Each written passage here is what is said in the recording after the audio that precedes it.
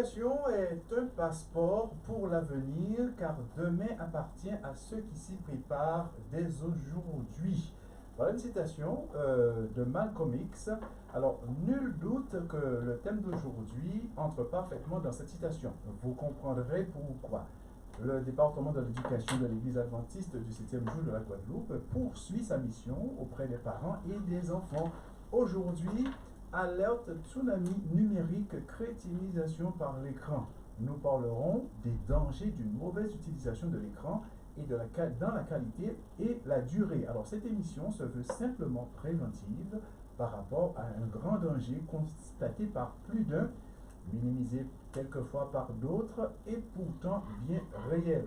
Je pourrais résumer ainsi: l'excès en tout nuit. Alors tout d'abord, Kléber Kali, bonjour. C'est le directeur du département d'éducation de l'Église à qui l'on doit cette émission chaque deuxième samedi du mois. Alors aujourd'hui, c'est la 4e édition, cette émission de l'éducation et du deuxième samedi pour cette année 2021. Et cette fois, nous tenterons en tout cas d'être en direct. Alors, le département de l'éducation, Kali Kléber, est en train de préparer son week-end. Alors, des nouvelles? Oui, tout à fait. Je te remercie, Louis, de me passer la parole. Donc, nous avons le fameux week-end de l'éducation chaque année. Donc, cette année, ça sera du 23 au 25 avril 2021. Il sera un petit peu particulier. Nous aurons un programme le vendredi soir, un programme d'union avec les différents chants. Ce programme sera visible sur Espérance TV et certainement d'autres médias qui vous seront communiqués ultérieurement. Nous aurons ensuite le samedi matin le culte dans les sections locales, mais en parallèle il y aura aussi une diffusion sur les médias. Et le samedi après-midi, un autre programme de louanges et de remerciements pour notre Dieu. Donc là aussi, ça sera un programme d'union. Donc nous aurons les 3 chants, Martinique, Guyane et Guadeloupe, et ça sera aussi sur les médias sociaux.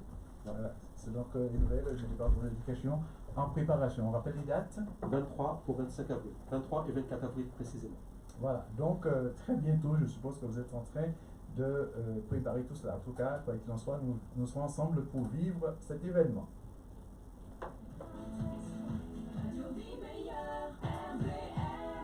Alors, comme d'habitude, un visuel qui fait couler de la salive, un sujet poignant, une plateforme pleine d'invités ressources.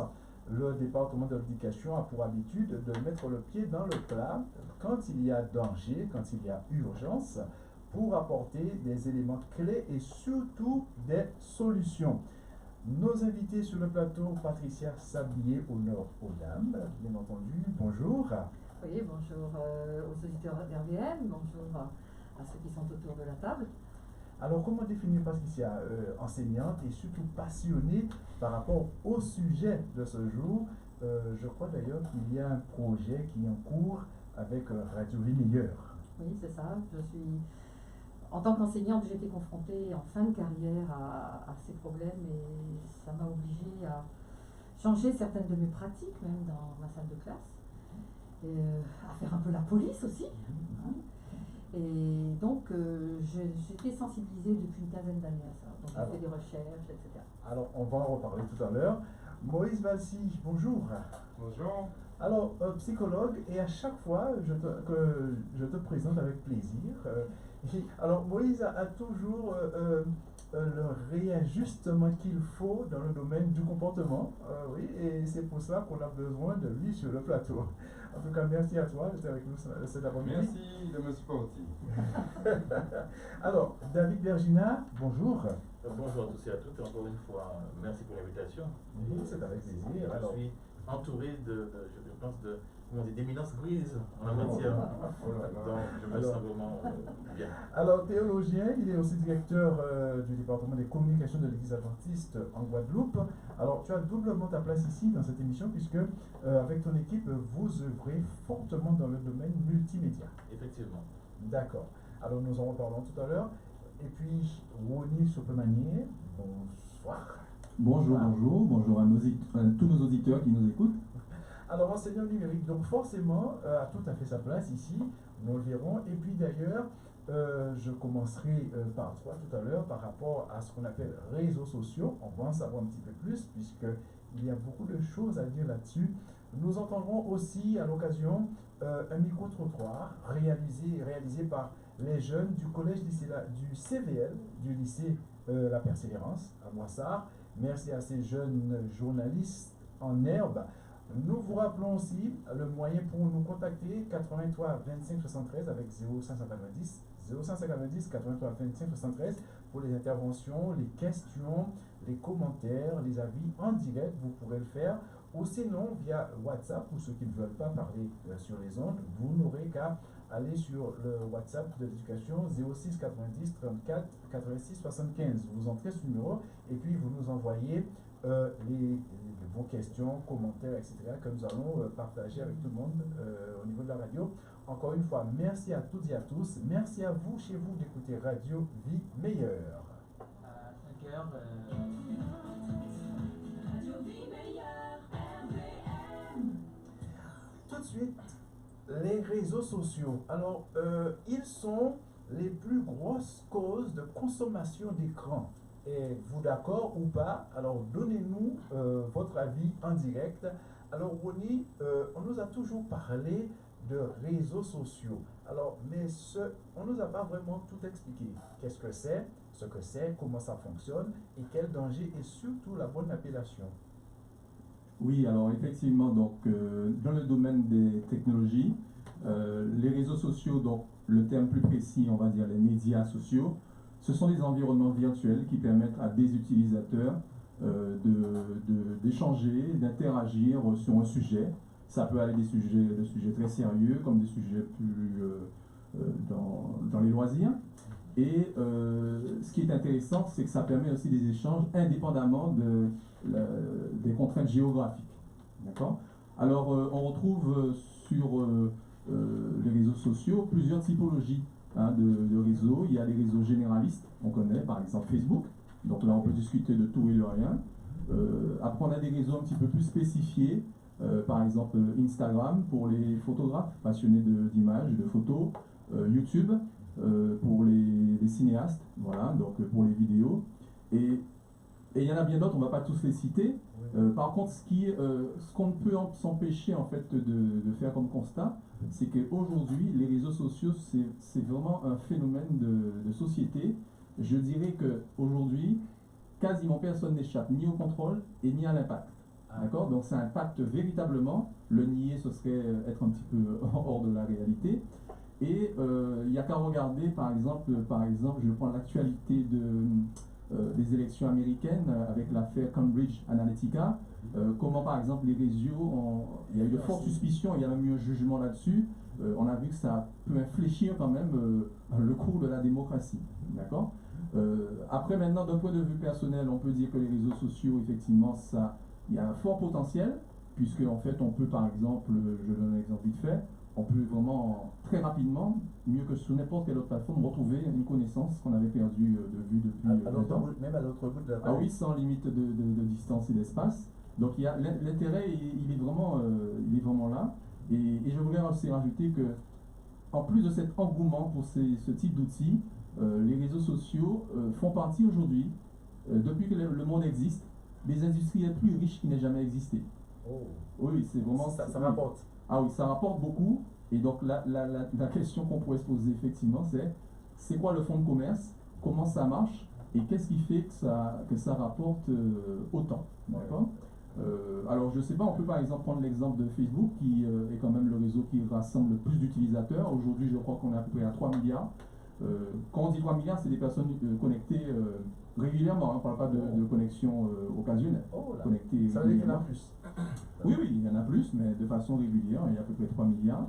Et quand on regarde Facebook, on se dit, mais comment ils font effectivement pour engranger autant de bénéfices et voilà. C'est ça. Et en réalité, il faut aussi garder à l'esprit que c'est aussi une industrie. D'accord? C'est une industrie qui va manipuler en fait je dirais une matière première, une denrée qui a une valeur inestimable. Voilà. Alors l'or a une valeur inestimable, le diamant a une valeur inestimable, il y a bien des choses qui ont une valeur inestimable. mais celle-là, c'est quelque chose qui a une valeur vraiment tout à fait particulière. Voilà, c'est tout récent en plus. Et c'est récent, pas tant que ça, mais c'est parce qu'on commence à prendre conscience maintenant que ça constitue un enjeu pour tout un chacun. Et en réalité, il faut vraiment se placer d'un point de vue, alors c'est vrai que notre point de vue utilisateur c'est intéressant, on en profite, mais d'un point de vue de ceux qui proposent ces services, il y a vraiment en fait une autre logique, d'accord? Je ne dirais pas que c'est une logique nécessairement malveillante, mais c'est une logique qui est orientée vers le profit, et on va donc collecter ce qu'on appelle des données personnelles. Ah, nous y voilà. Voilà. Alors une petite définition rapide. La CNIL, la Commission nationale pour l'informatique et les libertés, définit la donnée personnelle comme ceci. Elle dit qu'une donnée personnelle, c'est en fait une information qui permet d'identifier une personne physiquement de façon directe ou indirecte. Donc cela veut dire, on peut vous identifier naturellement par votre nom, prénom, votre image, mais encore bien plus, votre numéro de téléphone, votre numéro de sécurité sociale, le numéro d'immatriculation de votre voiture, votre numéro de carte bancaire, aussi votre position GPS en fonction de là où vous vous trouvez. Et puis il y a aussi cette fameuse adresse numérique que nous avons qui s'appelle l'adresse Internet Protocol, donc l'adresse IP. Voilà. Donc ce sont des éléments qui vont en fait collecter de notre part en grande quantité pour pouvoir en retour obtenir quelque chose. Alors, Des informations. Oui, des informations. Alors pour vous donner un petit peu une idée, la CNIL avait estimé qu'en 2020, la somme totale des données connectées par individu, c'est une moyenne, serait à peu près de 2,5 gigas. Alors pour vous donner un petit peu une représentation de ce que ça représente, si vous faites un calcul de ces données sous forme de texte, cela représente à peu près un livre de 150 000 pages sur vous. Donc un dossier de 150 000 pages de données personnelles vous concernant.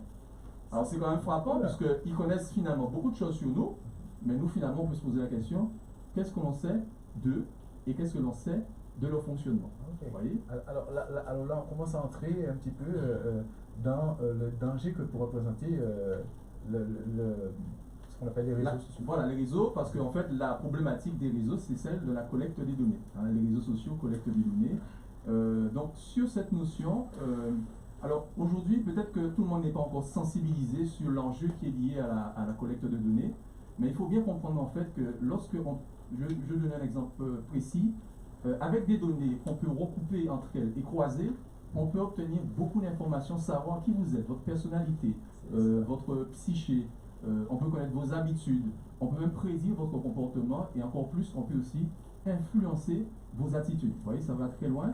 Et donc la question vraiment qu'on doit se poser, c'est est-ce que j'ai envie de donner laisser mes données si facilement entre les mains de n'importe qui, parce qu'il y a des gens qui disent oh moi mes données, bon c'est pas grave, ils prennent, ils font ce qu'ils en veulent. Mais quand on commence à se rendre compte que ce qu'on peut en faire, ça va, ouais. et aujourd'hui peut-être que c'est ça, mais avec une situation qui peut évoluer dans le temps, je donne un exemple très simple. Facebook avait fait un programme qui était capable en fait de donner ce qu'on appelle une note de solvabilité des utilisateurs. Alors, aujourd'hui vous dites que ça n'a aucun intérêt, mais vous pouvez très bien imaginer dans le futur des compagnies d'assurance qui se saisissent de cette donnée-là et disent ah tiens celui-là, il n'a pas une bonne note de solvabilité, donc on va lui augmenter le coût de son assurance par exemple. Donc vous voyez, ça va très loin, ça va très loin. Donc moi, l'idée est la suivante. Donc, je ne voulais pas non plus que nos auditeurs, faut pas non plus tomber dans la paranoïa. Il faut juste être conscient des choses, il faut savoir que ça existe. Mais en fait, ce qu'il faut bien comprendre par rapport à ce phénomène, c'est est-ce que nous sommes prêts véritablement à laisser nos données comme ça aussi facilement entre les mains de personnes qui veulent en profiter, ou alors que faisons-nous? Alors moi je dis l'idée n'est pas forcément, alors moi je ne voulais pas dire à qui que ce soit cet après-midi quoi faire, mais c'est à chacun de savoir qu'est-ce qu'il veut par rapport à ces données. Et peut-être qu'avec Moïse on va en parler, parce que vous savez, les données personnelles revêtent aussi une part de notre intimité. Alors si on laisse partir notre intimité comme ça, et l'intimité on sait bien que ça participe à notre construction, donc qu'est-ce que nous voulons concrètement? Est-ce que nous allons aussi facilement comme ça laisser nos données, ou alors nous allons quand même se dire mais attention, c'est quand même quelque chose qui a de l'importance. Alors j'ai quand même une interrogation sur cette première partie. Est-ce que si moi je ne suis pas du tout utilisateur d'un réseau de médias, est-ce que je peux quand même être fiché? Alors effectivement, est-ce qu'on peut être fiché? Alors on vit dans un monde connecté. Alors si vous voulez pas vous voulez que zéro donnée soit collectée à votre propos, là il faut vous déconnecter de tout. Bon, je ne sais pas si c'est réaliste vraiment, donc c'est à chacun de voir. Maintenant, à partir du moment où vous êtes connecté, il faut se faire avec l'idée que de toutes les façons, on va prélever des données d'une façon ou d'une autre. En fait, c'est une vraie usine à gaz. C'est vraiment le parcours du combattant si on veut remonter un peu la filière, de savoir comment les données sont collectées. Donc nous, on peut avoir une démarche qui peut consister à limiter, mais on ne peut pas totalement effacer. Je donne un exemple très rapidement. Vous avez votre smartphone qui est le parfait espion. je le dis, c'est bourré le capteur et en plus vous l'avez tout le temps sur vous. Vous avez des applications qui, même lorsqu'elles ne fonctionnent pas, tournent en arrière-plan. Et Facebook, juste pour donner cet exemple, même s'il est éteint, alors lui, il fonctionne en permanence et il va en fait fouiller dans toutes les autres applications pour aller prendre les données. Donc même si vous n'utilisez pas de réseaux sociaux, mais que vous avez un smartphone, prenons un exemple, une marque Android, qui est propulsée par Google, de toute façon, donc il y a déjà un principe dans la collecte qui est déjà dessus. Donc même si vous n'avez pas de réseaux sociaux, sachez que la collecte se fait quand même. Et si vous ne faites pas attention, vous risquez de donner peut-être un peu plus de données que vous l'auriez le souhaité. Et peut-être les données intimes que vous ne voulez pas qu'elles partent, elles risquent effectivement de partir comme ça dans les mains voilà. Alors, Ça peut être via SMS ou via les mails.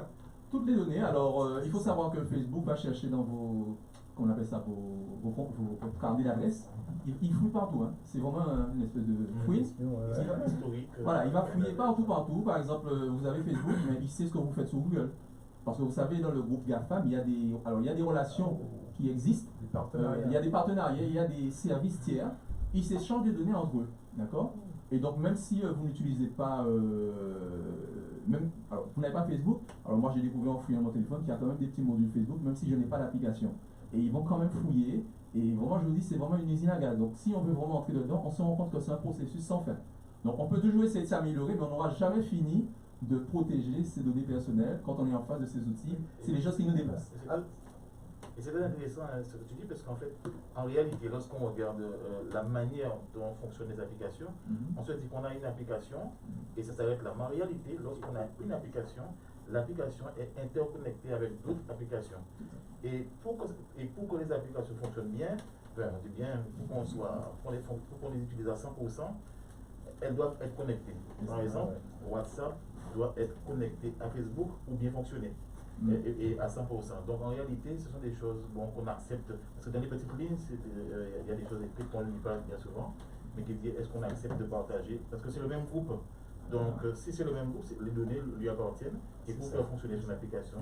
Donc en fait, en réalité, comme disait Ronnie, on est dans un monde où on ne peut pas, malheureusement, dès qu'on va installer une application, si on veut qu'elle fonctionne à 100%, il faut que ce soit une application qui soit connectée, qui collecte des données, et dont le but, soi-disant, on va dire entre guillemets, d'améliorer en réalité. Alors, Moïse a parlé de quelque chose tout à l'heure, et c'était justement la question que j'allais poser. Est-ce qu'on peut considérer que avoir une adresse mail, est-ce qu'on peut considérer ça comme un réseau ou un média social? Alors, l'adresse mail en tant que telle, c'est pas vraiment un réseau, mais elle participe quand même à cette idée de collecte de données, hein, tout à fait. Oui. Alors, je vous rappelle que vous avez la possibilité de composer le 83 25 73. Vous avez des questions, des interrogations ou un commentaire à faire sur le sujet. On commence d'abord par les réseaux sociaux et ensuite on va basculer sur ce qu'on appelle l'écran bleu. Alors, oui, nous sommes en direct. Oui. Tout à fait. Voilà. Alors, tout à fait, nous sommes en direct sur YouTube. Donc vous pouvez, en tapant sur Google, taper TV Odgesa, donc O-D-G-E-S-A, et vous allez voir cette vidéo qui s'appelle Tsunami numérique. Et là, vous nous verrez en direct. D'accord. Voilà. Alors, merci. Alors, ce que je voulais demander tout à l'heure par rapport à l'adresse mail, et puis pour non pas contredire l'auditeur, mais nous allons y arriver tout à l'heure parce qu'il me semble aussi que les médias sont quand même un outil que nous utilisons pour l'évangélisation.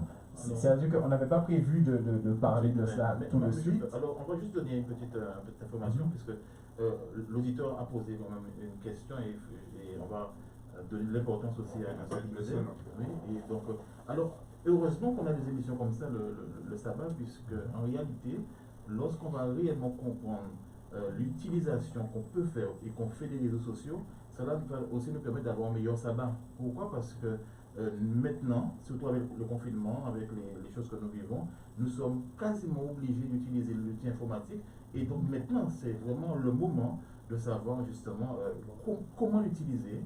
Et là, je pense que si vous nous écoutez jusqu'à la fin, vous allez encore voir encore d'autres éléments qui vont vous permettre à la fois de savoir comment ça fonctionne, mais aussi comment mieux utiliser ces réseaux pour la gloire de Dieu. Donc encore une fois, vraiment, je pense que c'est une thématique qui va nous aider encore plus, surtout dans les moments où nous vivons, à mieux utiliser les nouvelles technologies. C'est ça, c'est ça.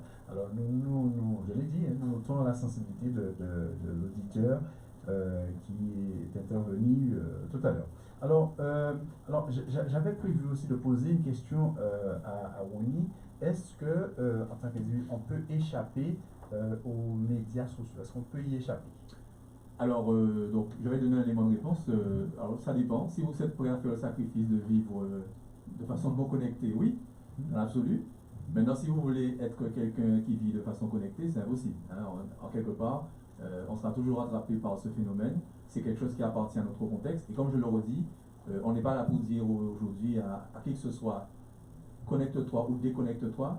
C'est chacun qui doit évaluer le sacrifice que ça va lui demander, qu'est-ce que ça va induire comme changement dans sa vie pratique et de prendre la décision. Mais nous, on est clair sur la réalité de ce qui se passe derrière, et notamment sur cet aspect, cette problématique de la collecte des données personnelles, quelque chose peut-être qu'on n'a pas assez valorisé par rapport à nous-mêmes. Hein. C'est vraiment quelque chose qui nous est propre, c'est notre intimité, c'est ce que nous avons de plus précieux. Alors il faut vraiment le garder, le chérir et ne pas le laisser comme ça banaliser, partir. Voilà. Tout à fait. Alors, nous allons entendre déjà un micro-trottoir, la première partie. Alors, il était question de questions posées aux jeunes du CVL qui ont réalisé ce micro-trottoir. Alors, la première question qui leur a été posée, c'est à quelle heure est-ce que tu te réveilles le matin et par quel moyen? Et ensuite, deux autres questions concernant leur loisir préféré et est-ce qu'ils font du sport en dehors de l'école. Et vous allez voir tout à l'heure où est-ce que tout ça aboutit. À 5 heures, grâce à mon réveil. Moi, je me réveille entre 5h et 6h. Je suis obligé d'utiliser un réveil parce que mes parents ne veulent pas me réveiller. Moi, ça dépend. Si c'est pour aller à l'école, plutôt vers 5h. Enfin, c'est mes parents qui me réveillent parce que franchement, de moi-même, c'est pas possible. Alors, je me réveille à 4h30. Et par quel moyen? Avec mon réveil, bien sûr. Le basket, le montage et la photo. Oui, du basket. En général, c'est le sport, hein, comme le football, le handball, le badminton, le tennis de table, etc. Ouais, moi c'est plutôt pareil. Le handball, volley, ping-pong, et sport comme ça. Ouais. Alors, on est un peu tous pareils, on aime tous le sport ici, surtout le football et la muscu. Alors, j'aime beaucoup coiffer, parler, chanter. Non, je suis monté cette qualité une fois, c'est mon sport du mois. La musculation, hein. L'entraînement sportif pour améliorer notre condition physique aussi. Enfin, on peut aussi du vélo, améliorer le cardio. Voilà. Alors maintenant, la question qui leur a été posée, c'est à quel âge est-ce qu'ils ont eu leur premier portable? À 11 ans. Bon, moi j'ai eu en 2016, donc mes parents m'ont offert comme cadeau. Je crois que c'était mes 13-14 ans, je crois. Alors, 11 ans environ. 11 ans à peu près pour le téléphone portable. Alors, je vais me tourner vers Moïse. C'est vrai qu'actuellement, on est en période de confinement, il y a couvre-feu, etc. Alors, est-ce que, l'autre partie, le pasteur parlait comme tout à l'heure, est-ce qu'aujourd'hui, il y a l'utilisation des médias augmenté, a explosé? Est-ce que c'est normal? Qu'est-ce que ça crée chez tous ceux qui l'utilisent? Alors, sans être un spécialiste, en étant simplement un citoyen lambda, il est clair qu'on voit que l'utilisation de ces outils a explosé. Et les enfants, pour revenir à ce micro-trottoir, en fait, les enfants, avant même les jeunes, leur désir, c'est d'en avoir un. Tablette et téléphone portable. Leur désir, c'est d'en avoir un, pas parce qu'ils le veulent de façon, comment dirais-je, avoir simplement le téléphone, mais parce que le téléphone, la tablette, les inscrit dans une identité. Les inscrit véritablement dans ce groupe-là, le groupe de ceux qui sont connectés, qui participent, qui sont comme. Et être comme, pour l'enfant, avant c'était pour l'adolescent, mais aujourd'hui, les enfants aussi sont dans cette réalité, ce qui est quand même très précoce, c'était psychologique. Et pour faire le lien avec ce que le frère disait sur l'identité spirituelle, j'espère véritablement qu'on va venir aussi à cela, parce qu'on est là dans des logiques de consommation, certes, mais on est beaucoup plus dans des logiques de modification, de modelage, de formatage de psychologique. Voilà.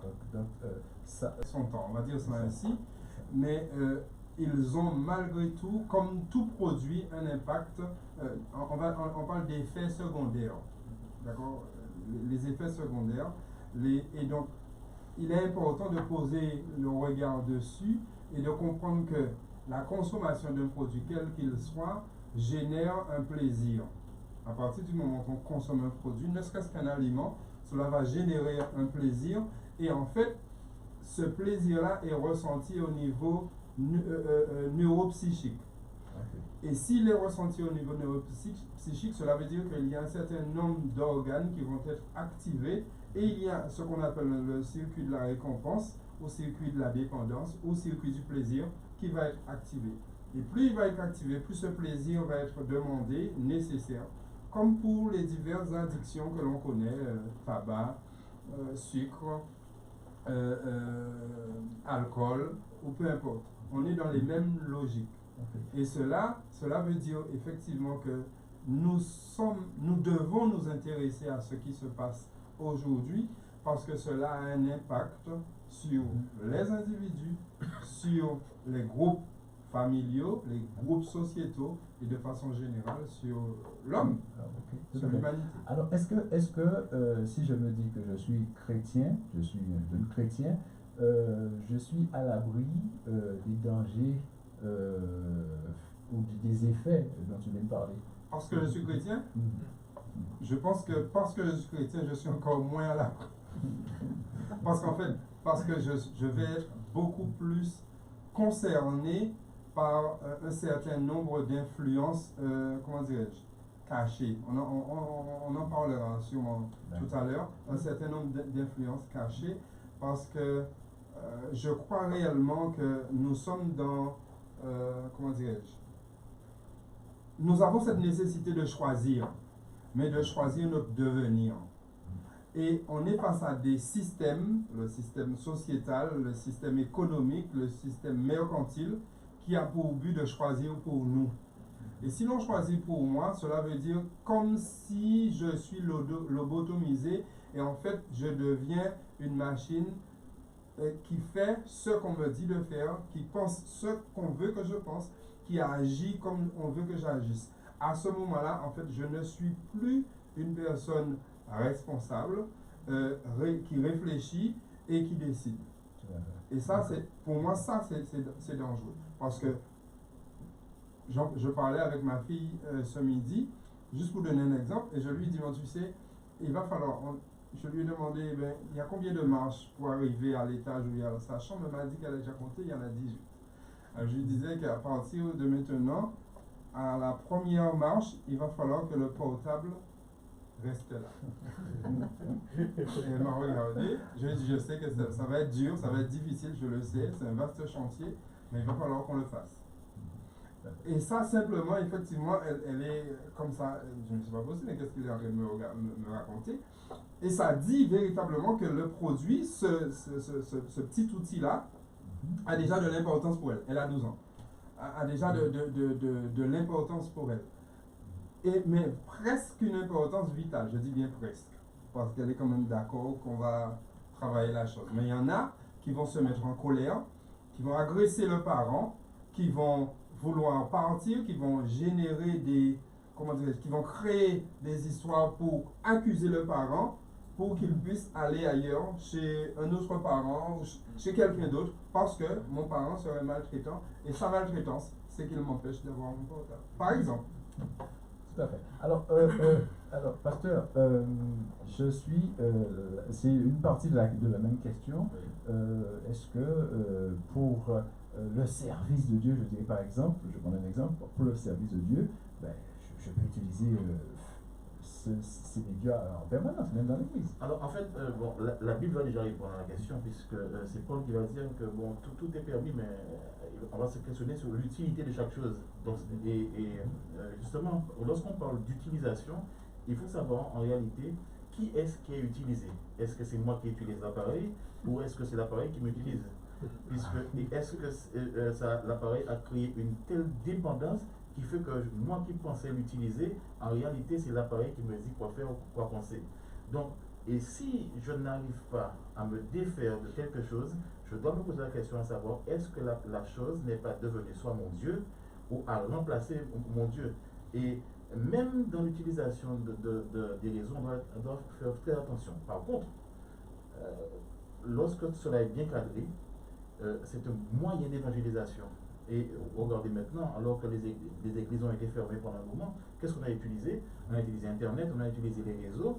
Par contre, il ne faut pas que le cerveau puisse développer une église virtuelle mentale qui serait en même temps une église virtuelle qui va créer une foi virtuelle ou une spiritualité virtuelle qui ferait que parce que j'ai regardé un sermon, ça veut dire que j'ai eu ma relation avec Dieu. Parce que j'ai écouté une émission radio, j'ai développé quelque chose avec. J'y arrivais parce qu'en fait, en réalité, pourquoi est-ce que nous créons des réseaux et utilisons les réseaux? C'est pour que la personne puisse être en contact avec Dieu, mais en contact aussi avec les autres.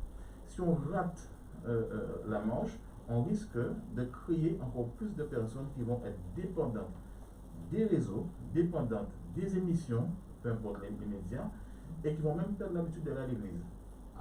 Et qui vont se dire, mais quand je suis à la maison, je n'ai pas à rentrer en contact avec qui que ce soit, j'ai mon sermon, j'ai eu ma méditation, j'ai eu ma leçon. Donc en fait, finalement, ils vont se refermer dans un cercle, et le danger, je termine avec ça, le danger qui est là, et je vois par exemple certains jeunes, et souvent on pense que ce sont les jeunes qui dévient le plus, mais en réalité, les jeunes sont sur les réseaux depuis longtemps avant nous. Et ils connaissent comment ça fonctionne. Mais nous, on arrive dessus sans savoir comment ça fonctionne. On se dit, on va aller sur YouTube. Mais, tout simple, on en a parlé tout à l'heure, la connexion avec les différents réseaux. Je viens sur, par exemple, et pour faire un peu de publicité pour nous-mêmes, je viens sur le site de la Fédération, je viens par exemple sur le RVM, sur le YouTube de RVM. Lorsque ma vidéo se termine, la vidéo qui vient ne sera pas la même pour chaque personne. Donc la vidéo qui va être suggérée ne va pas être la même pour la même personne. Ça veut dire quoi? Ça veut dire que pendant que moi, je suis en train de regarder ma petite vidéo YouTube, des données sont collectées sur moi pour savoir ce que j'aime, qu'est-ce que je regarde, etc. Et la proposition va être différente. C'est-à-dire que pendant que je regarde, si je ne fais pas attention, je quitte l'écran et l'émission se termine, je ne sais pas en réalité qu'est-ce que mon enfant va regarder après avec rien. Donc il faut que je sois conscient que c'est un outil qui doit être à notre service. Et si jamais on quitte cela des yeux, de la pensée, on risque de créer des outils qui vont nous rendre justement au service de ces outils. Donc je pense que si l'Église utilise ces moyens, c'est très bien, mais attention. Et tout à l'heure, je vais parler du message en lui-même, puisque le message aussi peut être galvaudé. Je pense que tout à l'heure, je vais en parler. Là, je parle plus de l'outil, et après, nous parlerons un petit peu plus du contenu qui doit être aussi assez maîtrisé. D'accord. Alors, je vous propose d'écouter, justement, on est dans le cadre, hein, relation avec les autres, etc. Les deux dernières questions posées aux jeunes. Combien de repas prends-tu en famille? Écoutez les réponses. Et après, quels sont les réseaux que tu utilises sur ton téléphone? Ce sont les deux questions qui leur sont posées, les réponses. Ah oui, bon, c'est plutôt pendant le week-end, hein. C'est le week-end et tout, on mange ensemble, on parle, etc. C'est ça, moi c'est plutôt le samedi. Oui, mais pas souvent, vu qu'on a tous nos affaires à faire, et puis on n'est pas tous ensemble, mais juste le samedi, oui. TikTok, Instagram, Snapchat, Twitter, Facebook, Pinterest, Periscope, YouTube, WhatsApp. YouTube pour moi, c'est Instagram et WhatsApp. WhatsApp, Snap, Insta, Twitter. Ah oui, il y a YouTube, Twitch. Ah oui, Twitch. WhatsApp, Insta et Snap. Alors, tu as entendu les réseaux qui reviennent, les mêmes qui reviennent très souvent. Oui, ça correspond. Et ensuite, oui, tu as entendu les réponses. C'est plus le week-end, en semaine, on est affairé, on est ça, on est ci. Mais les rencontres familiales diminuent. Est-ce que on peut dire que les réseaux, ils sont pour quelque chose? Je pense que le premier ou les premiers responsables, ce sont les parents. Avant les réseaux. Parce que c'est vrai que si en journée, je dirais à midi, la possibilité de très tôt, bon, c'est un peu difficile de prendre le petit déjeuner ensemble, mais le soir, on est censé se retrouver. Ne serait-ce qu'une ou deux soirées, qu'un ou deux soirs par semaine. Après le week-end, c'est normal. Donc le premier responsable, c'est nous les parents. C'est important de le comprendre parce que ça veut dire que nous ne nous organisons souvent pas comme il faut pour créer ces espaces-là, ces temps-là. Et dès lors, comme il y a un vide, ce vide est rempli par ces réseaux, par ces médias. Donc ces médias viennent répondre à un besoin de communication. Certains jeunes-là disaient qu'effectivement, pendant le week-end de sabbat, on va prendre ces temps de repas, on va échanger ensemble et on va parler. C'est à ce moment-là qu'on va parler. Ce qui veut dire que ça a un sens. Ce sont des temps qui sont nécessaires où on va créer du lien, où on va renforcer le lien, où on va aussi entendre un certain nombre de choses. Et je crois réellement que cette émission est importante pour une prise de conscience de nous parents, mais aussi éventuellement des jeunes qui sont à l'écoute. Mais bon, c'est pas pour accuser qui que ce soit. Il faut vraiment qu'on prenne conscience qu'il y a un danger, comme disait David, à ce que l'outil m'utilise. Tout à l'heure, je parlerai d'une thématique qui est la captologie, une science de la captologie. Tout à l'heure, on en parlera. Parce que véritablement, on est capté, le jeune, les parents aussi, mais comme effectivement, notre cerveau, à nous adultes, à partir de 30 ans, le cerveau, il est cristallisé, c'est-à-dire il est bien formé, il est formaté, il est précis, tandis que celui de l'enfant et du jeune, c'est un cerveau très malléable, très perméable. Et donc, en fait, tout ce qui va venir va véritablement avoir une influence beaucoup plus importante sur celui-ci parce qu'il est encore en développement.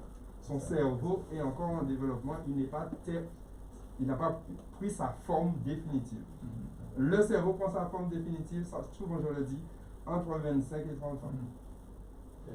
Entre 25 et 30 ans, pas avant. Donc, ce qui veut dire qu'il y a tout le développement réellement du cerveau se termine vers cet âge-là, ce temps de maturation. Donc, il est clair que l'enfant qui a un portable et qui est tout sur les réseaux, jeux vidéo, depuis l'âge de 12 ans, je dis 12 ans parce qu'il y en a bien avant, on donne très souvent à l'enfant de 3 ans son téléphone portable pour qu'il puisse jouer, regarder des petits dessins animés en se disant que ça va l'occuper. Certes, ça l'occupe, mais il y a une influence réelle sur son petit cerveau très perméable. Alors, nous commençons à entrer dans le domaine de recherche de Patricia. Et c'est vrai que les réseaux, comme je l'ai dit en préambule, sont la plus je dirais, cause de consommation de l'écran bleu. Alors on entre vraiment là où il y a vraiment danger, c'est ce qu'on appelle l'écran. Alors Patricia, comment est-ce qu'on définit l'écran tout d'abord? L'écran. Tu me poses une question embarrassante. Je ne m'attendais pas à celle-là. L'écran, moi, le premier écran que je trouve le plus dangereux, c'est la télévision à la maison. C'est le plus dangereux. C'est le plus dangereux parce que, et maintenant, de plus en plus, nous nous levons, nous allumons la télévision toute la journée jusqu'au soir où nous allons nous coucher. Pour moi, je vois ça quand je vais visiter des gens, enfin vous l'avez sans doute vu, et même quand nous arrivons, ils ne baissent pas le volume, c'est nous qui devons parler plus fort, ou alors leur dire, ça vous dérangerait pas de baisser un petit peu? Donc, même si on n'est pas devant, ça voilà, tourne, la télévision est allumée. Donc pour moi, voilà l'écran pour moi qui est le plus dangereux. Maintenant, il y a d'autres écrans qui vont peut-être devenir plus dangereux parce qu'avec des LED, donc avec une lumière particulière qui va abîmer les yeux, qui va aussi abîmer le cerveau, on aura l'occasion d'en reparler. Mais c'est surtout ce que ça va, les conséquences que ça va avoir sur le cerveau. Et je voudrais, si c'est possible, justement vous dire, pour moi je vois 6 conséquences importantes. Je voudrais juste vous faire 2 citations. Et cette citation, je l'ai prise d'un livre qui est pour moi le meilleur livre actuel, La fabrique du crétin digital, et ça va permettre de répondre à une question qui nous a été posée par WhatsApp. La crétinisation, en fait, vient du mot crétin, à ne pas confondre avec chrétien, d'accord? Crétin. Le crétin, c'est celui qui n'a pas tout son esprit, à qui il manque une petite branche, on dit quelquefois. Oh, c'est un crétin, c'est un sot. Hein. Donc quand on parle de crétinisation, c'est cette entreprise qui est en train de se faire avec tous nos écrans. Je voudrais vous lire 2 citations. Ce que nous faisons subir à nos enfants, et là, je m'adresse en tant que... Je suis parent, je suis enseignante, mais je suis parent. Ce que nous faisons subir à nos enfants est inexcusable. Jamais, sans doute, dans l'histoire de l'humanité, une telle expérience de décérébration n'avait été conduite à une si grande échelle. Décérébration, ça veut dire que j'ôte les capacités cognitives, intellectuelles, mentales, sociales, spirituelles à nos enfants par ces moyens-là. La deuxième citation, et c'est de ça que je vais parler d'ailleurs, on n'en a pas encore parlé sur le plateau cet après-midi, la consommation numérique récréative, c'est-à-dire pour jouer, des jeunes générations n'est pas seulement excessive ou exagérée, elle est extravagante et hors de contrôle. Qu'est-ce que nous, parents, nous avons mis en place, et si nous ne l'avons pas encore fait, qu'est-ce que nous pouvons mettre en place pour justement reprendre le contrôle de cela? Sinon, nous perdons les cerveaux de nos enfants. Et avec les cerveaux de nos enfants, nous allons voir qu'il va y avoir des atteintes cognitives, je vais en parler. C'est une réalité déjà. Voilà, des atteintes sur le plan du langage, je vais le voir, et ensuite même, et c'est là où je veux, ça va peut-être donner de répondre à la première intervention téléphonique, montrer que nous sommes dans un monde, si nous ne faisons pas attention en tant que parents, où nous allons perdre nos enfants. Nous allons les perdre parce qu'ils vont être séduits. Et je pense toujours au texte de Matthieu, au point de séduire, même s'il était possible, les élus. Donc on est vraiment dans une entreprise qui nous dépasse. Et il est tout à fait important que nous puissions en parler. Alors, si tu me donnes la parole, je voudrais simplement, je vais donner une seule fois les chiffres. D'accord. En France, quelques chiffres. Des enfants de 0 à 2 ans passent 1 heure par jour devant un écran bleu. De 2 à 5 ans, donc on augmente un petit peu, je suis sûre que Moïse pourra me corroborer tout ça, 2h45 à 3h par jour. Au primaire et au collège, c'est 5 heures par jour. Et les ados, lycée et plus, 7 heures par jour. Et quelquefois, ces 7 heures sont prises sur le temps de sommeil. On va y venir tout à l'heure. Donc, les enfants, voilà à quoi passe le temps de nos enfants. Mais Patricia, je veux simplement insister sur ce que tu dis pour pour nos amis auditeurs, c'est une moyenne. Ce sont des moyennes. Oui, c'est une moyenne. Ce qui veut dire qu'il y en a qui passent bien plus de temps. Il y a des jeunes ados qui sont à l'école et qui ne dorment pas. Alors, je vais passer sans doute pour la Cassandre, hein, qui annonce les mauvaises nouvelles, mais bon, je dis, on a dit qu'on doit dire la vérité, voilà. On dit la vérité, c'est scientifique, si vous voulez les sources, on les a, hein, il n'y a pas de problème. Je vais donc parler de télévision, de tablettes, de smartphones, de jeux vidéo, de films et de plateformes Netflix et autres, d'accord, de médias sociaux et d'Internet en général, tout ça sur le plan récréatif, hein, on est bien d'accord. Alors, 6 éléments importants pour construire le cerveau d'un enfant. Tout à l'heure, Moïse l'a dit, je suis contente que tu l'aies dit avant moi, Moïse, parce que tu es le psychologue. Le cerveau d'un enfant, il est perméable, il est malléable. Jusqu'à la fin de l'adolescence, tu as même dit 25 ans. Donc ça veut dire que le cerveau de nos enfants est dans nos mains. Qu'est-ce que nous mettons dedans? Alors, quand un enfant naît, donc son cerveau n'est pas fini. Pour se construire, premier élément, le cerveau a besoin d'humain, d'interaction sociale. C'est très important. De paroles, de câlins, qu'on joue avec lui, qu'on fasse des Legos, qu'on les déconstruise, qu'on les reconstruise, qu'on fasse de la pâte à modeler pour les plus petits, qu'on le touche, qu'on l'entourage, et qu'on lui raconte des histoires. Très important. C'est le plan divin, hein, le pasteur dit, le plan divin. C'est le plan divin.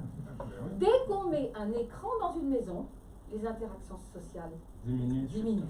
Je vous donne un exemple.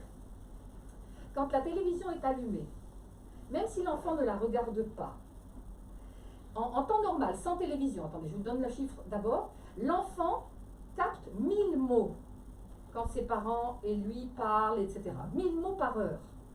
À partir du moment où la télévision est allumée, eh bien, même s'il ne regarde pas la télévision, il ne va pouvoir retenir que 155 mots, c'est-à-dire 85% des interactions qu'il aurait pu avoir avec les parents. Il y a une grosse perte. Il y a une très grosse perte. Et vous savez que c'est très important dans l'acquisition du langage, ces interactions, en particulier entre 0 et 2 ans. Donc on voit déjà que le langage est imputé, et c'est pour ça qu'il y a des troubles du langage, des retards de langage ou un appauvrissement du langage. Ça, c'est la première chose. Donc l'enfant, le cerveau de l'enfant, pour se construire, a besoin d'interactions humaines. Papa, maman, les frères, les sœurs. Si c'est pas papa, maman parce qu'il travaille, la crèche, etc.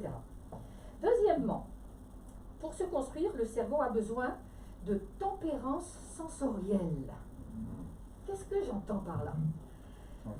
Voilà, une certaine tranquillité. Nos enfants sont bombardés par des images et avec toutes sortes d'effets spéciaux, avec des sons qui sont quelquefois très forts, et le cerveau n'a pas été fait pour prendre de tels bombardements sensoriels. Donc ça, c'est un deuxième élément très important, et ça va provoquer des troubles de la concentration, des troubles de la mémorisation, des troubles de l'apprentissage, des troubles de la gestion des émotions, va donner de l'agressivité, de l'impulsivité, etc. L'attention des enfants est saccagée dès leur plus jeune âge. Voilà pourquoi, on verra à la fin, nous allons donner des conseils, hein, parce qu'il faut vivre avec son temps. Nous allons donner des conseils. Par exemple, quand un enfant, quelquefois, la télé est allumée le matin, alors le petit peut dire « Ah, regarde un dessin animé ». Quand vous mettez un enfant devant un dessin animé le matin avant d'aller à l'école, vous avez gâché au moins les 3 premières heures parce que... Sinon plus. Voilà, sinon plus, merci pour Moïse, parce que l'enfant a perdu sa concentration. L'enfant a perdu son attention. Même chose, par exemple, pour le soir. Quand votre enfant dit « Bon, non, écoute, je ne veux pas faire mes devoirs maintenant, on va faire un petit... je veux regarder un petit dessin animé. » Quelquefois, il prend la télécommande lui-même, il choisit ses affaires. Il appelle ça une pause. Voilà, c'est une pause, c'est ça. Voilà, oui, merci. Il veut faire une pause. Eh bien, qu'est-ce qui se passe? Une fois qu'il a regardé ça 15 minutes, et c'est peut-être pas forcément 15 minutes, l'heure d'après, il ne peut plus se concentrer sur ses devoirs. Donc, perte de la concentration, perte de l'attention. Et si par exemple un jeune, et je dis ça parce que j'étais enseignante, Trony, tu le sais, à la récréation, les jeunes sont tous sur leur téléphone. Ils ont été privés pendant 1 heure ou pendant 50 minutes. Ils tombent sur leur téléphone. Voilà. Ils se rattrapent et alors ils regardent toutes sortes de choses. Quelquefois, bon, j'ai eu quelques petites Rien de confidences. pourtant, rien de... Oui, mais le problème, c'est que ça aussi, ça déconcentre, et l'heure d'après, eh bien, il a du mal à se connecter à ce qui se passe pour le cours. Donc, ça, c'est quelque chose de très important. Ça prive également les enfants d'imagination. Je me souviens d'imagination, de créativité. Créativité, imagination. Je me souviens par exemple de quelqu'un qui me racontait une histoire, qui me disait que elle avait son fils à la maison et elle a reçu une maman et une petite fille, mais le fils n'était pas là. Alors la petite fille a dit « Ah, mais qu'est-ce que je vais faire? Je m'ennuie, je ne peux rien faire. » Alors la maman dit « Ben écoute, je vais te mettre une petite histoire à écouter. » Alors elle commence à écouter l'histoire, puis à un moment donné, la petite, elle dit « Mais il n'y a pas d'image. » Ça veut dire qu'elle n'a plus, voilà, elle ne peut plus regarder, écouter simplement avec les oreilles. Elle a besoin de ce bombardement sensoriel. D'accord? Donc, les enseignants, nous le remarquons, hein, c'est flagrant. Les enfants n'ont plus d'imagination. Quand on demande de faire une rédaction, ils n'ont pas d'idée, ils ne savent pas pourquoi, mais parce que ce qu'ils regardent ne les nourrit pas. Autre élément, ces temps, on va dire, sont grignotés, ces temps de numérique sont grignotés sur le pouvoir de la lecture.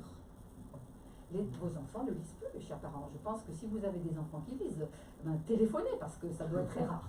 On ne va pas être inondé de réponses. Ils ne lisent plus. Ils ne lisent plus parce que ça n'a pas d'intérêt. Il n'y a pas cette stimulation, etc. Donc, et on sait que le langage vient de deux manières. Par les interactions sociales dont j'ai parlé tout à l'heure, entre 0 et 2 ans, il y a même des recherches scientifiques qui montrent que ce que vous ingurgitez comme mot entre 6 mois et 36 mois va prévoir les résultats scolaires que vous aurez dans votre scolarité future. Donc vous vous rendez compte du gâchis que nous faisons. Alors après, les parents viennent en réunion parents-professeurs, mais je ne comprends pas, pourquoi mon fils ne réussit pas? Ben, posons-nous les bonnes questions. Qu'est-ce qu'il fait à la maison? Est-ce qu'on s'occupe de lui? Est-ce qu'on lui raconte des histoires? Qu'est-ce qu'on fait? Et des fois aussi, c'est difficile de faire le lien avec ce qui s'est passé dans l'enfance. Oui, tout à fait, exactement. On n'arrive pas à remonter jusque-là. Exactement, d'accord? Donc ça, c'est très important. La lecture, eh bien, c'est aussi un deuxième élément qui va permettre donc d'acquérir du langage. Mais savez-vous ça? Moi j'ai été scotchée quand je ne le savais pas. Quand j'ai lu dans le livre de Michel Desmurger, vous savez que vous connaissez sans doute quand vous étiez enfant, enfin bon, vous êtes quand même un petit peu plus jeune que moi, mais vous avez lu le Club des 5, le Club des 7, Bibliothèque Rose, Bibliothèque Verte. Bon, mais vous savez qu'on a été obligé de les réécrire. Parce que le vocabulaire utilisé n'était pas compris par les jeunes de maintenant. On employait le passé simple partout. Le passé simple, maintenant, c'est impossible de demander une conjugaison au passé simple. Donc, vous voyez, descendre le niveau. Mais bien sûr, on descend le niveau. On descend le niveau. Donc, il y a véritablement alors, il y a des gens qui sont pour le numérique. Oui, mais il lit sur Internet. Il lit sur les réseaux sociaux. Alors, bon, je n'ai pas de réseau social. Je ne suis pas abonnée, sauf à WhatsApp. Mais je vois, parce que mes élèves me disent, vous voyez le type de vocabulaire? Ouais, cool. Oui, tout à tu fait. fais quoi? T'es occupé, T-E-O-Q-E-P, d'accord? Cool, ça va, c'est ouf. Voilà le vocabulaire, vous voyez, pour préparer un enfant. Et ils écrivent comme cela. Et ils écrivent comme ça. Véritablement comme ça. Ils écrivent les sons. Oui, exactement. Exactement. Et alors que tu parles de ça, c'est vraiment intéressant puisqu'il y a vraiment une sorte de création d'une nouvelle forme de communication, d'écriture, et voilà quoi. Et quelquefois on est, comme on dit, on est has-been. Ouais, c'est ça. Mais c'est pas quelquefois, on l'est véritablement. Il faut accepter de l'être. C'est pas un souci de l'être. Mais maintenant, c'est dans quelle logique on s'inscrit à côté auprès de l'enfant. Et je dis bien on, je parle des adultes. Parce que je disais tout à l'heure, c'est nous qui sommes responsables premièrement. Ce ne sont pas les médias sociaux, hein. Ce sont des systèmes qui se mettent en place, qui ont leur sens, qui ont leur place. Mais vas-y Louis, je remets en difficulté. Il faut prendre ses responsabilités. Mais tu continues Maurice, donc nous avons un auditeur qui veut réagir. Allô? Vous êtes à l'antenne, on vous écoute. Moi, je me demande à quel moment on fait le culte du matin et du soir dans les familles adventistes. C'était votre question? C'était ma question. On n'a pas entendu le début. Hein? Ma question, c'est à quel moment fait-on le culte du matin et du soir pour la lecture de la Bible, des chants, pour avoir une spiritualité pour la journée et pour la nuit? D'accord. Oui, pour venir à ces questions de lecture, je crois effectivement que... C'était votre seule question? Oui. D'accord, alors voilà, on y répond. Si effectivement Merci. les enfants ont cet exemple des parents en train de lire, même en lisant la lecture de la Bible sur le téléphone portable, c'est possible, hein, mais c'est vrai que les enfants, les jeunes vous diront, je ne vois pas obligatoirement mes parents lire. Les parents lisent de moins en moins, sinon pas du tout. Et ils sont eux aussi captés par leur écran. Oui, leur téléphone. Les parents sont beaucoup sur les réseaux, sur leur téléphone. Ils regardent tout là, et donc le jeune aussi, l'enfant aussi, est capté par cela. Il faut aussi l'entendre. Et donc, il y a quelque chose, certes, à changer pour nos enfants, mais premièrement par nous. Parce que l'enfant, très rapidement, il se rend compte que finalement, le téléphone de papa est plus important que lui. Tout à fait. Tout à fait. Tout à fait. Oui, je voudrais revenir un petit peu sur ce qu'on disait par rapport à la notion de contrôle, de modification des comportements. En fait, les technologies actuelles, il faut bien comprendre que ce sont des technologies de rupture. Qu'est-ce qu'on veut dire par là? Ce sont des technologies qui sont autonomes, qui ont leur propre objectif et qui poursuivent leur propre but. Alors, c'est vrai que dans l'absolu, ce sont des outils formidables. Mais lorsque vous êtes dessus, il y a toujours en fait un moment où vous êtes détourné de l'intention première. Parce que l'outil, je vous dis, il a une autonomie. Il faut dire les choses. C'est bourré d'intelligence artificielle. On cherche à comprendre comment vous fonctionnez, qui vous êtes. Et on peut venir avec les meilleures intentions du monde.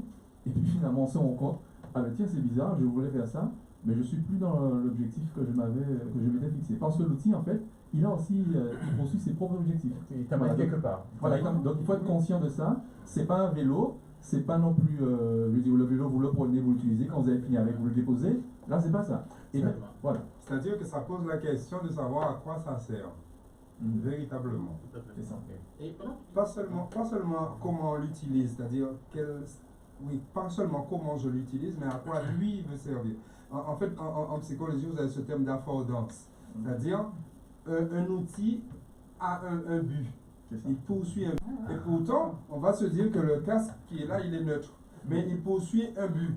C'est-à-dire qu'il ne se limite pas à quelque chose qu'on utilise, en bien ou en mal, ou encore si on le souhaite. En effet, les objets incorporent des intentions de leur créateur. Quelles sont les intentions des créateurs? On sait qu'un certain nombre de créateurs, justement pour ces produits que l'on utilise, eux, ils ne les utilisent pas. Ils ne les mettent pas à disposition de leurs enfants. Autant nous, oui. Et on dépense beaucoup pour cela. Parce qu'ils savent les dégâts que ça fait dans le cerveau. Ils savent les dégâts que ça fait dans le cerveau. Et donc, je pense que ce qui est important, c'est que nous puissions comprendre que ces outils vont véritablement, pour essayer de laisser cela un peu de façon très profane, vont capter l'attention. Et Patricia parlait de ces troubles de l'attention. Pourtant, ce sont très souvent des enfants qui sont très attentionnés en termes de jeux vidéo, très attentionnés sur les réseaux sociaux. C'est-à-dire leur niveau d'attention est très élevé pour ces choses-là, parce que cela demande un certain niveau de concentration, et c'est réel. Vous mettez un petit enfant devant la télé, vous verrez qu'il est concentré, il ne bouge pas, il est très attentionné. Très bien. Seulement, vous commencez à lui parler, lui raconter une histoire, il va commencer à s'agiter. Ça ne va pas. Il va commencer à s'agiter et sa distractibilité va augmenter. Et en fait, c'est cela. C'est-à-dire que ces produits-là, en fait, ils vont augmenter le niveau attentionnel, tandis que les professeurs que vous êtes, lorsque vous allez être devant la classe et proposer un exercice, ça ne va pas assez vite. Le niveau d'attention demandé n'est pas suffisant et donc, en fait, ça ennuie. L'école ennuie et dès lors, finalement, l'enfant se retrouve en échec. Et pour finir, J'ai des jeunes qui se retrouvent à des parents qui pensent que leur enfant, justement, est peut-être haut niveau, c'est-à-dire haut niveau cognitif, parce qu'il s'ennuie à l'école. S'ennuie à l'école, parce que très souvent c'est cela. Et lorsqu'on fait le test, en fait, ces enfants-là sont à un niveau très, très, très bas. Oui. En dessous de la moyenne, oui. Mais que penser de ces écoles que penser de ces écoles qui, pour lutter contre cela, utilisent justement des outils numériques? Ils sont bien conscients de cette défaillance, donc ils veulent peut-être contrebalancer par l'utilisation d'outils numériques. Alors, il semblerait que plus dans des écoles, dans des départements français, des études ont été faites, on augmente la quantité d'outils numériques, d'ordinateurs dans l'école, plus le niveau baisse. Plus le niveau baisse. Et on va parler de QI, comme ça, plus le QI baisse. C'est-à-dire que ces outils-là qui nous demandent beaucoup, qui nous captent beaucoup, pour rester dans cette expression, en fait, vont nous mettre en difficulté. Parce que, comme disait Patricia, notre niveau de réflexion personnelle, notre niveau d'analyse, en fait, l'outil, réfléchit à notre place. Il se substitue à nous. Voilà. C'est ça. Il se substitue à nous. En fait, c'est cela. Il se substitue à nous. Et donc, en fait, on n'a plus cette... Les enfants ne font plus de calculs mentaux. Pas parce qu'ils ne veulent pas, parce qu'on ne les habitue plus à cela. On fait ça sur le... sur la calculatrice. Voilà, c'est plus nécessaire. Voilà. Exactement. Alors, en fait, justement, c'est passionnant parce que c'est mon domaine aussi. Mais regardez bien, lorsqu'on regarde, et la question était posée à savoir à quel moment on fait le culte, etc. Même les heures de la journée, du soir, sont décalées par rapport à l'utilisation des réseaux. Donc, même de savoir à quelle heure, maintenant il n'y a plus d'heure, on peut dire on va faire plus tard c'est quand, mais plus tard c'est quand on sera ensemble, plus tard c'est quand on aura du temps, donc en fait il n'y a plus d'heure. Alors, il y a une chose importante à savoir aussi par rapport au réseau. Et j'aime cette notion de capter l'attention. Remarquez bien, et je l'ai vu souvent le samedi, on prend le téléphone pour pouvoir aller à l'église, pour pouvoir avoir le cantique, etc. Mais si on ne le déconnecte pas, qu'est-ce qui se passe? Pendant qu'on est en train de chanter Alléluia, louange à Dieu, il y a une notification qui arrive. Et si on n'est pas fort, on est déjà sur autre chose. Donc en fait, en réalité, pendant que nous, on est en train de lire, qu'on regarde les enfants en train de... c'est bien, il a amené son cantique avec les gens. On ne sait pas ce que l'enfant regarde réellement, ni l'adulte, puisqu'il n'y a pas qu'un enfant. Mais on peut poser la question au téléphone, mais le téléphone, tu sais, je veux que tu fasses ça, mais et toi, qu'est-ce que tu veux de moi? Et en réalité, le téléphone, qu'est-ce qu'il veut de moi? Il veut savoir tout ce que je fais, pourquoi? Parce qu'il a des choses à me proposer. Donc il fait ton temps. Il veut toute ton attention. Toute mon attention. Pourquoi? Parce qu'il veut me proposer des choses, le maximum. Et qu'est-ce qu'il veut me proposer? Des achats, proposer des divertissements, me proposer même. Et j'aime cette... bon, c'est sur ma voie de moi, puisque bon, je suis encore jeune, je pense. Lorsqu'on regarde le mot chrétien et le mot chrétien, lorsqu'on prend chrétien et chrétien, on enlève le H de chrétien. Donc on enlève l'humanité, le H de l'humanité, les interactions humaines. On enlève, donc en fait, lorsqu'on a enlevé cela, on est tout presque chrétien. Mais il reste encore un truc à enlever, le E. Lorsqu'on enlève le E, finalement, on enlève quoi? L'esprit, le Saint-Esprit. Donc finalement, on enlève les interactions humaines. Et la place de l'Esprit Saint, donc tout ce qui est spiritualité. Finalement, lorsqu'on a enlevé interaction humaine et cet esprit, finalement, le chrétien va basculer en chrétien. Et est-ce que les réseaux ne vont pas enlever l'humain, les interactions, mais aussi l'esprit, puisque, regardez, qu'est-ce qui se passe? Maintenant, et je vois ça avec les enfants, maintenant, je suis connecté à quoi? Je suis connecté à ce qui m'intéresse. C'est-à-dire que mon église me propose quelque chose, même si c'est bien, bon, ça ne m'intéresse pas, je vais être autre part. Donc je cherche quelque chose qui m'intéresse. Et si je trouve quelque chose, exactement, c'est ça la carte, je trouve quelque chose qui parle de Dieu, qui m'intéresse, pour moi c'est bon. C'est ça, hein? Donc en fait, même le pasteur ou l'ancien, ou les personnes qui vont préparer leur programme, et il faut que, et Maurice l'a dit tout à l'heure, que ça n'intéresse plus.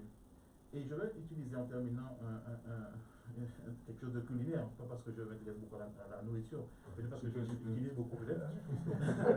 Mais en culinaire, on va dire que maintenant, nos enfants, on les habitue, enfants et jeunes, on les habitue plus à la soupe, à la purée qu'au domboué. Qu'à l'igname. Les choses sont déjà broyées et finalement qu'est-ce qui se passe? Le cerveau perd l'habitude d'utiliser ses facultés. Le cerveau, bon, je ne suis pas spécialiste, mais c'est pas en quatre. On a par exemple le lobe occipital qui va plus utiliser tout ce qui est visuel et pariétal. Mais en fait, mais ces lobes vont travailler ensemble. S'il y a un lobe qui va être fatigué, qu'est-ce qui va se passer? Je suis obligé de plus écouter pour pouvoir mieux voir. Je suis obligé de plus me concentrer pour regarder les lèvres pour entendre. Donc finalement, les lobes, dans leur fonctionnement, dans leur interaction, finalement, et Patricia m'en parlait tout à l'heure, au niveau du cerveau, on est, mon fils aime utiliser ce mot-là, il a 6 ans, on est déglingué. Il a utilisé dans les animés, maintenant c'est déglingué. C'est-à-dire que le cerveau fonctionne mal. Et finalement, on lit, mais finalement on n'a rien lu, puisqu'on a vu, mais on n'a pas lu. Donc à savoir, est-ce qu'on peut utiliser les réseaux? Et je veux qu'on réponde à cette question, puisque on a l'impression que tout ce qu'on est en train de dire là, c'est que c'est pas bon, c'est pas bien. En réalité, qu'est-ce qu'on est en train de dire? Faites attention. Voilà. Faites attention. Et je pense qu'un peu plus tard dans l'émission, on va plus sur parole. D'accord. Alors, on récupère un auditeur et puis Patricia, tu continues. Allô, bonsoir, on vous écoute. Vous êtes à quel? Bonsoir. Mais on vous écoute. En fait, je trouve que c'est une très bonne émission. Je suis même très contente que je sois les pasteurs. On n'est pas pasteur sur le plateau, mais que, comme il y a quelques pasteurs dessus qui sont sur le plateau, discuter de cette émission. Que moi, le rappel que j'ai, les premières personnes que j'ai réalisées avec leur tablette et tout ça, ce sont les pasteurs. Donc, on fait le critique. Voilà, je voulais quand même marquer le point dessus. Désolé, cher pasteur, mais la toute première génération, en fait, non, la nouvelle génération, effectivement, et je sais que j'ai entendu les gens, bon, il y a caca, il est passé là, quoi. Voilà, il y avait, mais c'est vrai que, bon, tout en sachant que c'est un outil effectivement professionnel, hein. Voilà. Mais c'est vrai qu'il faut avoir, peut-être, je pense que c'est une problématique qui touche tout le monde, hein, et tout le monde se pose des questions là-dessus. Des fois, on a entendu des personnes parler, ils se demandaient des fois, mais comment les pasteurs font pour venir à l'église alors qu'on sait que sur l'ordinateur, il y a un peu de tout. Si un jour ça arrive par hasard qu'une image personnelle sort de là accidentellement, comment ils vont faire bouger ça? C'est là seulement une image de la loi. Il n'y a pas que la vie de Dieu, il y a plein de choses aussi, quoi. On se dit, mais ils prennent des risques un jour, on ne sait jamais, quoi. Quelque chose peut se passer accidentellement, puis tu vois, je sais pas, le pasteur en train de faire des bisous à sa femme en plein culte. Et voilà. Donc c'est pour dire jusqu'où ça va. Exactement, c'est des études, on a besoin, il faut leur donner leurs limites. D'accord. C'est dérangeant ce matin quand je parlais à l'école du tabac des enfants. Et il y a une montée qui dit, ouais, je ne comprends pas, les enfants, vous voyez, on voit des Bibles, et maintenant, ils n'ont plus de Bible. Et je lui ai dit, Dieu merci qu'ils n'ont même pas emmené leur portable. Parce que je dis, maintenant, quand les enfants vont à l'église, c'est leur portable.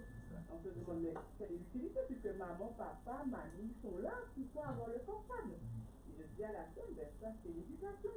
Effectivement, on a un rôle d'éducation à jouer, et on a l'impression que ce sont ceux qui ont fait le portable qui font l'éducation de nos enfants. C'est malheureux, c'est triste à dire. Et je me dis, le Seigneur nous a donné l'esprit de discernement, nous devons prendre des choses en main. Donc je suis très contente de l'émission, mais c'est à chacun vraiment de se positionner, de se poser des bonnes questions. Voilà, j'emmène un enfant à l'église, je suis à côté de l'enfant, parce que même à l'école, on leur demande, ma fille est dans une école privée qui est laïque, hein, on leur demande de ne pas avoir le portable. Comment se fait-il que nos enfants viennent s'asseoir à l'église, qu'ils soient enfants de pasteur, enfants de diacre, les traitements des enfants qui sont nés à l'église, hein, donc de génération en génération, et on se rend compte que peut-être que je vais dire c'est quelqu'un qui n'a jamais mis qui n'est pas lié à l'église annoncée sous la venue à sa vie, et nos enfants n'ont pas leur Bible. Ils ont leur portable. Et c'est pas pour faire l'étude biblique, hein. Pendant qu'ils sont là, ils sont carrément isolés, ils sont asocialisés justement.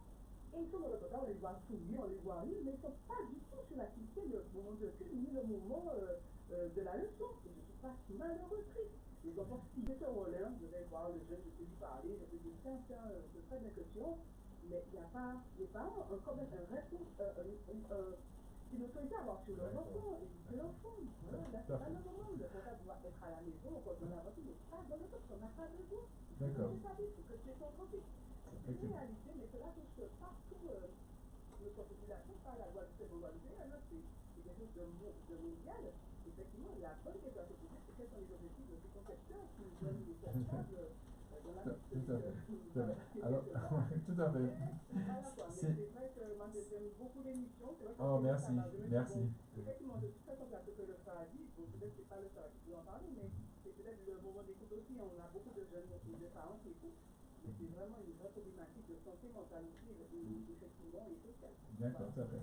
Merci beaucoup pour ton intervention, merci infiniment. Et il est vrai, je rappelle que, alors, je rappelle qu'on n'est pas en train de diaboliser l'outil, on parle bien d'utilisation. Hein. On parle l'outil. Voilà, et puis on parle, enfin moi je parlais surtout de l'utilisation loisir, l'utilisation pour les jeux. Alors j'ai deux dernières choses à dire. Oui, tout à fait. Deux dernières choses à dire et qui sont très importantes. Les deux derniers points. Les deux derniers points, voilà. Il y en a trois, je crois. Non, il y en a deux. Il y en a deux, je résume. Le cerveau a besoin d'un bon sommeil. Et ça, c'est un élément extrêmement important. Le sommeil est la clé de voûte de notre intégrité émotionnelle, cognitive, sanitaire, et entraîne les écrans vont entraîner des troubles du sommeil, des insomnies, des difficultés à l'endormissement à cause de l'hormone du sommeil qui s'appelle l'endorphine, mais qui ne peut pas être sécrétée parce que les jeunes sont réveillés et qu'ils vont se réveiller même très tard dans la nuit. Quelquefois, ils ont leur portable dans leur chambre et dans leur lit. Hein, donc, ça pose un véritable problème. Et je voudrais expliquer quelque chose, et je vais utiliser une métaphore pour que tout le monde puisse comprendre le rôle du sommeil. Pendant la journée, notre cerveau, on va dire, essaie de limiter les dégâts. Mais la nuit, pendant qu'on dort, le cerveau travaille.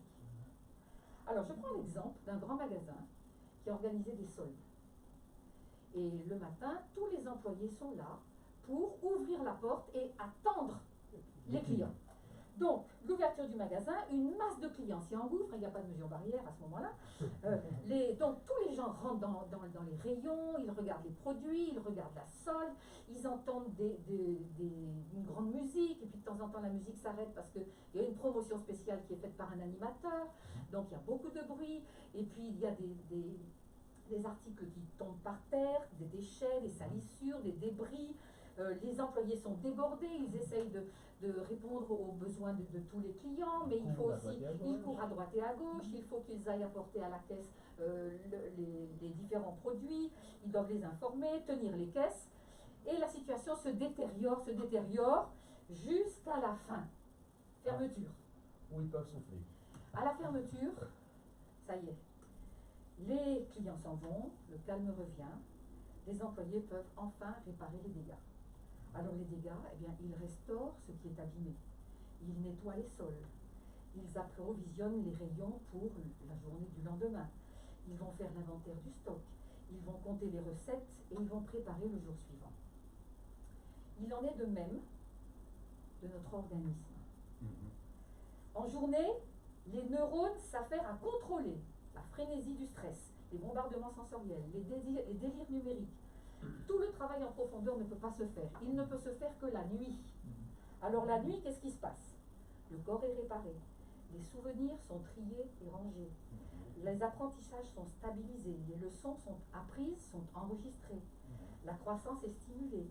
Les infections et les maladies sont combattues. Les hormones qui ne sont sécrétées que la nuit sont sécrétées. Et au terme de la nuit, la machine est remise sur pied, prête à affronter la fougue du jour naissant. Mais, imaginons que la période de fermeture soit un peu plus courte, ou perturbée. Pour perturber, il n'y a plus de nuit complète pour faire tous ces processus-là. Et admettons maintenant que ça devienne chronique. Eh bien, il va y avoir de nombreux dégâts. L'organisme n'est plus correctement entretenu, son fonctionnement se détériore, l'intégrité de l'individu est menacée.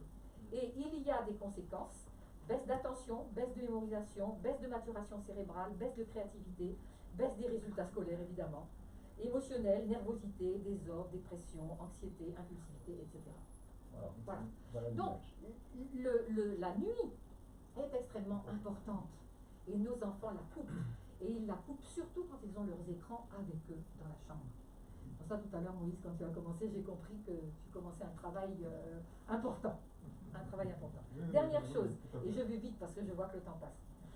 Pour se construire, le cerveau de l'enfant a besoin de valeurs et de normes cohérentes. Oui. Ça veut dire que nous devons, nous parents, surveiller ce que nos enfants regardent. Il y a des enfants qui regardent des jeux vidéo, des enfants de 10 ans. Mais dans ces jeux vidéo, il y a des scènes de fellation, des scènes de sodomie, des scènes de violence. Est-ce que le cerveau de nos enfants est prêt à regarder ces images, à confronter ces images? Et à comprendre tout ça. À comprendre, je ne sais pas s'il peut comprendre. Il véhicule également des messages positifs sur l'alcoolisme, sur le tabagisme, sur la cocaïne, etc. Le meurtre. Donc, oui, quelles valeurs véhiculent ces médias? Ce sont des valeurs contraires aux valeurs du ciel que nous voulons donner à nos enfants. Donc, nous rentrons systématiquement en lutte. Nous devons rentrer en lutte avec ça. Je ne sais pas comment le faire. On va donner des conseils. Mais je vous dis, c'est la confusion. Pour moi, je le dis très clairement, je l'ai dit quand on a préparé cette réunion, pour moi, Satan est en train de mettre en place par ses écrans le moyen d'en perdre le plus possible. C'est Babylone, c'est la confusion. Donc que faisons-nous pour nos propres enfants? Nous sommes des adultes, nos enfants, que faisons-nous? Alors, pasteur, rapidement, on n'a pas beaucoup de temps. Ça fait un petit bout de temps que je vais te poser la question. Parmi tous les points que Patricia a cités, est-ce qu'il y en a un qui n'entre pas dans le plan divin? Alors, besoin de relations humaines, tempérance sensorielle, de dormir, de stabilité émotionnelle, de valeurs solides. Alors, en réalité, tout cela fait partie du plan divin. Et elle a parlé de Babylone. En réalité, lorsqu'on regarde, nous sommes dans une guerre entre le bien et le mal. Et le grand conflit cosmique, et même si on fait comme si on ne sait pas, parce qu'on le sait réellement, l'ennemi va mettre des choses en place pour perdre. Et Patricia l'a dit, pour nous perdre. Donc nous devons faire attention. Puisque, regardez, nous avons, je vais rapidement parce que le temps lorsqu'on regarde, les personnes qui sont souvent sur les réseaux vont se créer une nouvelle vie. On va avoir de fausses identités, de nouvelles identités. Donc en réalité, je ne suis plus la personne, je suis maintenant devenu une nouvelle personne, je suis devenu maintenant quelqu'un que j'ai créé, qui est souvent différent de la personne que je suis en réalité. Donc ça fait que je vis dans un monde où je suis bien, mais en réalité je ne suis pas bien. Et quand je me réveille quelquefois, il est souvent trop tard, et je réalise que le diable a pris une grande partie de ma vie. C'est pour ça que nous voulons vraiment alerter tout le monde. Leur dire que c'est pas qu'on vous dit que les réseaux c'est mauvais, mais même en matière de spiritualité, faisons attention. Et lorsque nous allons réellement comprendre, j'aime beaucoup ce que Patricia a dit, et j'espère que on pourra l'avoir en écrit, puisque c'est vraiment très profond, très intéressant, puisque nous avons des éléments précis et qui nous montrent qu'en fait, c'est scientifique, mais c'est le plan de Dieu. C'est scientifique, mais Dieu savait déjà. Et mon Dieu, je sais que s'il était sur terre en ce moment, Jésus, il serait sur le réseau, mais il aurait choisi quel réseau? Il aurait choisi le temps qu'il passe sur les réseaux. Et il aurait fait en sorte que les réseaux aient besoin de lui et pas qu'il soit l'instrument des réseaux. Et là, c'est vrai que c'est ce que nous devons tenir. Ne laissons pas ces outils faire de nous des esclaves, mais maîtrisons-les, utilisons-les comme il faut. Alors, on n'a pas beaucoup de temps pour dire que faire. Alors, il y a quand même une question d'auditrice. Je ne sais pas si peu de temps tu peux répondre. Alors, elle dit en gros que effectivement, de plus en plus d'enfants disent s'ennuyer ou ont la flemme de réaliser, de travailler, de réaliser le travail à l'école, à l'église, de lire la Bible, etc. Et elle demande que faire. Pour moi, c'est le résultat justement de cette espèce d'accumulation de bombardements sensoriels. À un moment donné, quand il les a plus, il sait pas quoi faire. Et pour continuer ce que dit Patricia, en fait, il faut entendre une chose, c'est que lorsqu'on est malade, on est en prison. Et en fait, ce sont des enfants qui sont malades. En fait, ce sont des enfants qui sont en prison, emprisonnés par ces réseaux, emprisonnés par ces systèmes, emprisonnés par ces produits-là. Ces produits que nous utilisons, qui sont de notre temps. Encore une fois, l'idée, c'est pas de ne pas les utiliser, sinon on arrêterait d'utiliser la voiture et on marcherait à pied. Mais il faut les utiliser à bon escient. Il faut les utiliser avec parcimonie. Il faut les utiliser au bon moment et pour les bonnes raisons, pour les bonnes recherches.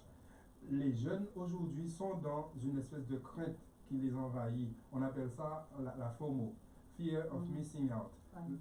La peur, en fait, de rater des choses, de rater des expériences.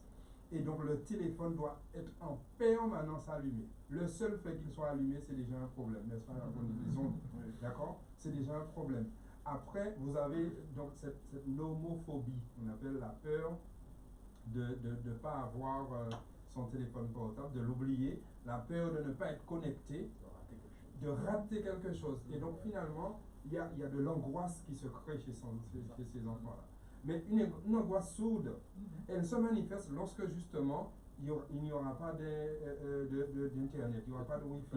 Lorsqu'ils vont oublier leur téléphone, c'est pas possible, je vais rater des choses, on m'a peut-être envoyé des messages, il faut vite entrer à la maison. Voilà, il faut gérer ça, il faut répondre. Voilà. On est en train de créer une génération d'enfants anxieux en fait.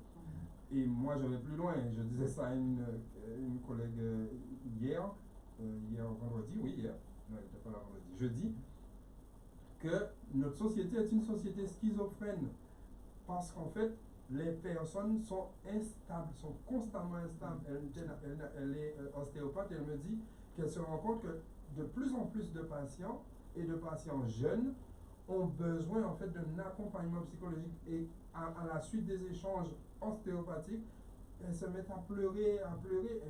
En fait, les gens n'ont aucune force mentale parce que affectivement ils sont faibles. Voilà.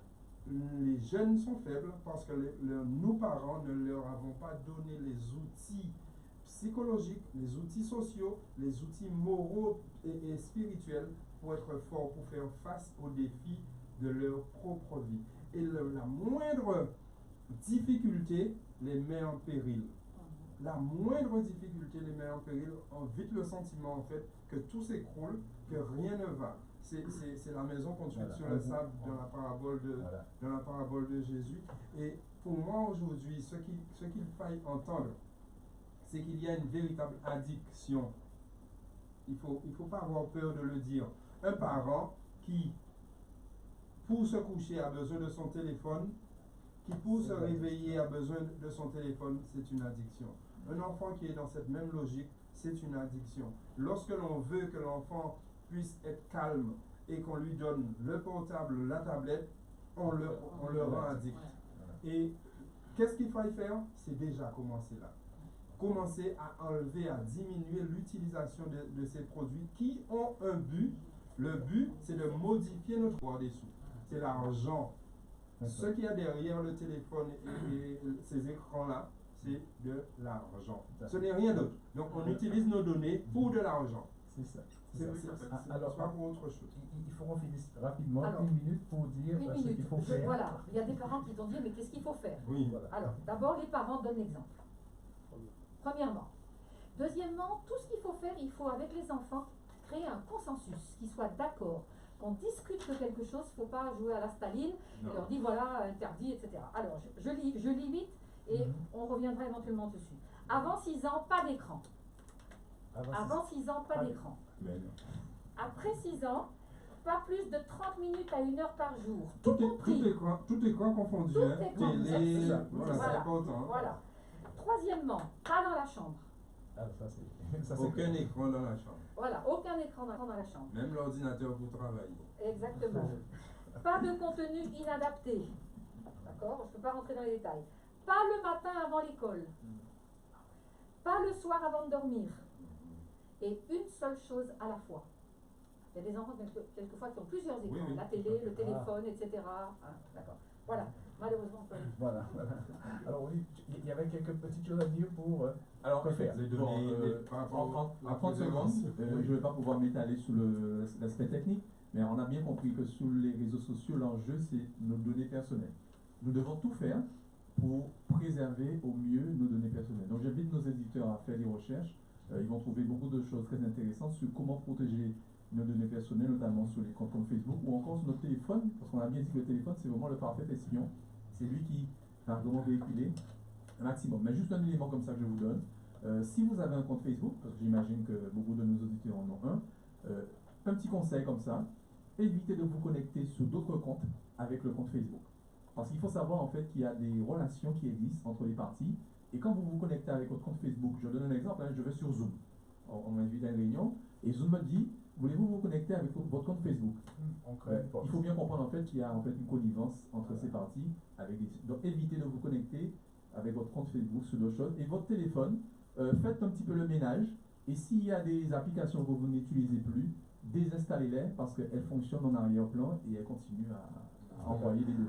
Alors, quoi qu'il en soit, je vous remercie infiniment.